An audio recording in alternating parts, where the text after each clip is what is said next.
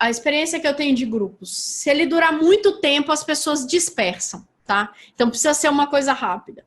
Grupos de desafio, as pessoas precisam conseguir pequenas vitórias a cada desafio que você propõe.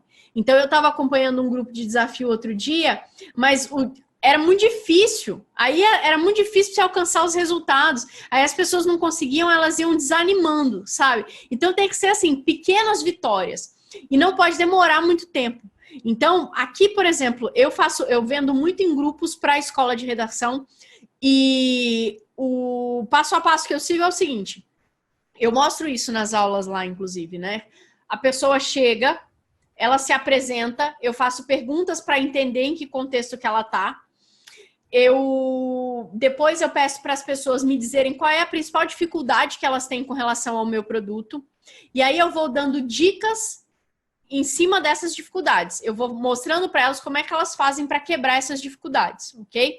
Depois disso, eu tenho um conteúdo preparado, que é o conteúdo para apresentação do meu produto. Mas em cada dica, eu já vou puxando um link para o meu produto. Ah, Cristiano, eu erro muito pontuação na hora que eu vou escrever redação. Eu falo, olha, para você parar de errar pontuação, inclusive, é muito simples, porque é só você não ficar inventando moda. Na sua redação, você usa pontos finais e vírgulas. Só isso. O ponto final, todo mundo já sabe utilizar. Então, a única coisa que você precisa estudar para entender pontuação são as regras de emprego da vírgula. Inclusive, na mentoria que eu preparei para quem quiser entrar, que está nesse grupo, eu vou ensinar todas as regras de pontuação de um jeito muito simples, você não vai esquecer nunca mais, você nunca mais vai perder ponto por conta disso, mas só vai ter acesso a esse material sensacional quem entrar para a mentoria. Ponto. Acabou.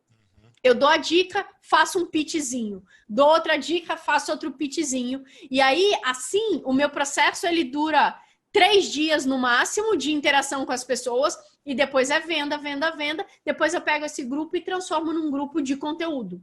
Então, eu não monto um grupo primeiro para ficar entregando conteúdo para depois vender. Não. Eu monto um grupo primeiro para construir autoridade rápida, para vender e depois eu entrego o conteúdo, tá? Então, essa é a ordem que eu sigo. Mas, para grupos de desafio, esses pontos precisam ser observados. Se demorar muito, as pessoas dispersam, porque a vida delas acontece, ninguém fica em grupo muito tempo.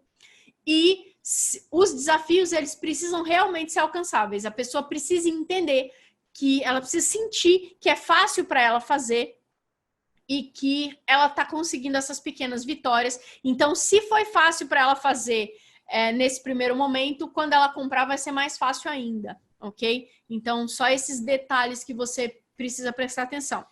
Eu, particularmente, prefiro começar a testar processo de vendas no privado, tá? No 1 a 1. Por quê? Depois que eu aprendi a vender no privado, eu monto o grupo e vendo para uma quantidade maior de pessoas. Por que isso? Porque quando você está vendendo no privado, cada pessoa com a qual você conversa é uma oportunidade de você melhorar o seu processo de vendas até deixá-lo redondinho.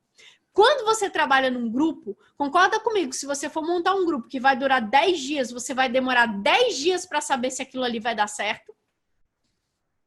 Então, muitas vezes não faz muito sentido. Então, às vezes, o que eu quero entregar nesse grupo, eu vou atrair 10 pessoas para o meu privado e vou montar aqui uma listinha de transmissão e eu vou fazer com 10 pessoas aqui, ó. Pá. Tento rodar essa oferta, pelo menos a oferta. A parte do desafio, nem tanto, talvez. Mas a parte da oferta. Se eu oferecer isso aqui para essa pessoa, eu vendo para essa pessoa? E aí, aprendi a vender. Então, depois, eu massifico o processo, tá?